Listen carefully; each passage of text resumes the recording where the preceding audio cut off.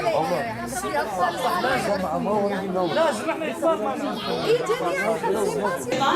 من الشيطان ونقول بسم الله الرحمن الرحيم مشان يهرب الشيطان من البيت. اي مشان رب العالمين يدخلنا الجنه ان شاء الله.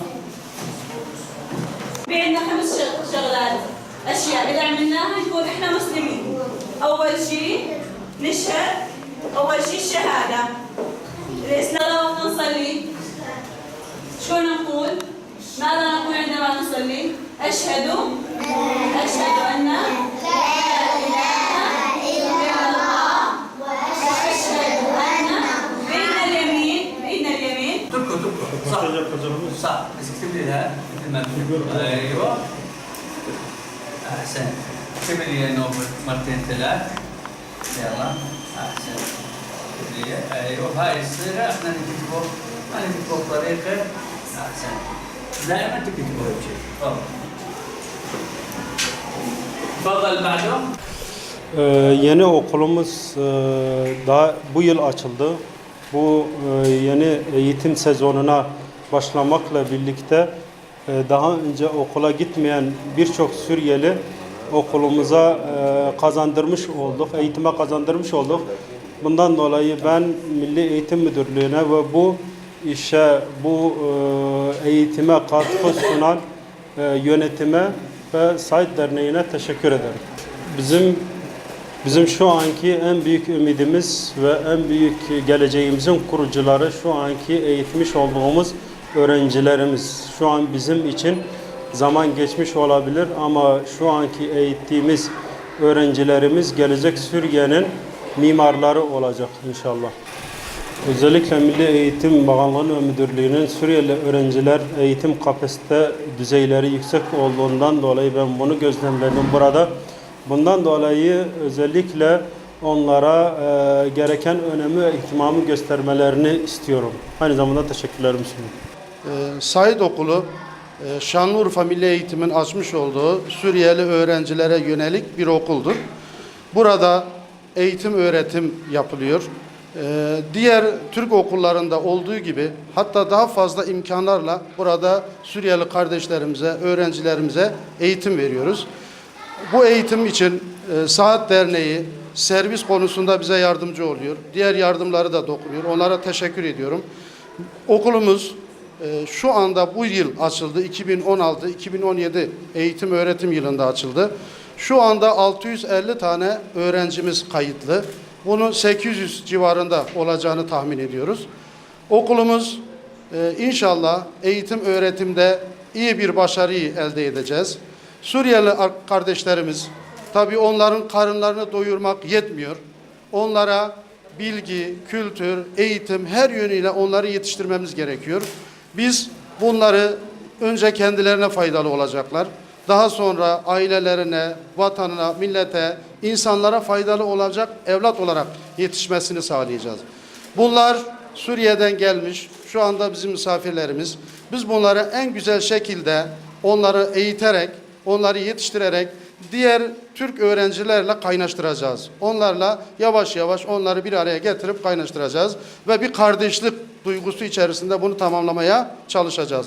Bu arada bu imkanları bize veren Şanlıurfa Milli Eğitim Müdürü Metin Bey'e, Mehmet Seval Şube Müdürümüz Mehmet Seval Bey'e ve Saat Derneği, Küvet'te bulunan Şeyh Saat Derneği için teşekkür ediyoruz.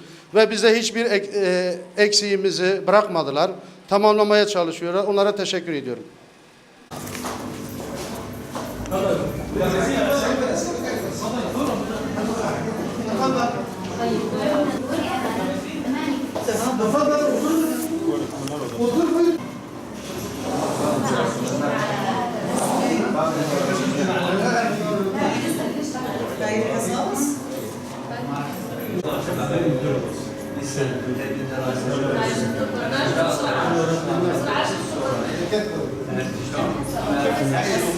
لازم تبعد عنها تماما.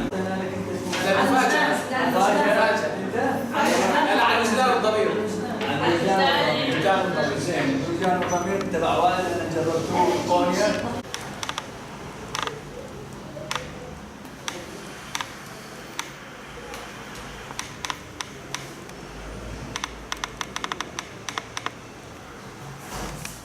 إبراهيم الإبراهيم مدير مدرسة ساعد النموذجية.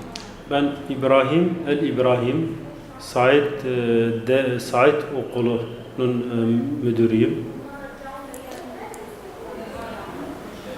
كيف التعليم هنا مستمر ودوام المدرسين؟ بسم الله والحمد لله والصلاة والسلام على رسول الله. İlk başta Türkiye halkına ve Türkiye'ye bize kucak açtıklarından dolayı onlara ayrıyeten teşekkürlerimi sunuyorum. Suriyeliler, Suriye'nin yaklaşık olarak 6. yılına girmiş olduğu bu savaş ortamında ve zulmünde bu insanlara burada eğitim vermekle bir nevi nefes aldırıp onların doğal hayatlarına dönmesini yardımcı olunuyor bu şekilde. ولا أي بلد من العالم. Türkiye Cumhuriyeti'nin Suriye halkına ve Suriye'ye yapmış olduğu desteği hiçbir Arap ülkesi, hiçbir Asya ülkesi ve hiçbir Avrupa devleti yapmış değildir. Şimdiye kadar Suriye halkına en büyük yardımı yapan Türkiye'dir. وبالتالي نحن لا نملك إلا أن نكرر ونقدم الشكر للشعب التركي والحكومة التركية وندعو لهم بالتوفيق إن شاء الله والسداد والتقدم للحكومة التركية والدولة التركية لتصبح من الدولة الأولى في العالم كونها تقدم إلى العالم كل الأخلاق التي تخدم الإنسانية. Türkiye'ye bizim burada yapabileceğimiz tek bir şey var. Aynı şekilde konuya başladığım gibi yine teşekkür edip ve onun dünyanın birinci iktisadi, sosyal ve her alanda gelişmesinin temennisinde bulunuyorum. Bundan başka yapabileceğimiz tek bir şey orada. Bu da Türkiye halkına ve Türkiye devletine teşekkür etmektir. Urfa genelinde Suriyelilere yönelik açılan geçici eğitim merkezleri şu ana kadar 30'un üzerinde diyebileceğimiz kadar okul açıldı ve birçok Suriyeli genç ve çocuk eğitime bu şekilde kazandırılmış oldu.